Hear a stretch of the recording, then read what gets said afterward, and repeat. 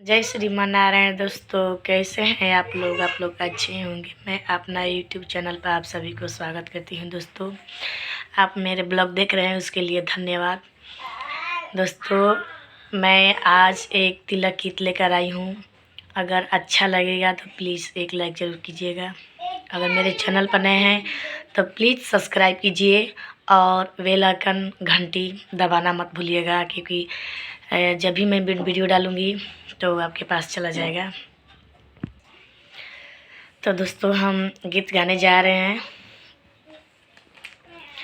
गाई के गोबर से अंगना लिपायो रघु नंदनारी। गाई के गोबर से अंगना लिपायो रघु नंदनारी। गजा मोती चौका पुरायो सुना हो रघु नंदनारी।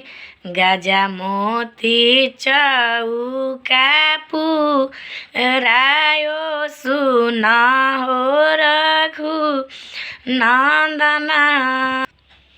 जाहि चौका बैठेलन कवन पाप के बेटा रघु नंदनारी। जाहि चौका बैठेलन कवन पाप के बेटा रघु नंदनारी। मोतिया अंजूरी रायो सुना हो रघु नंदनारी।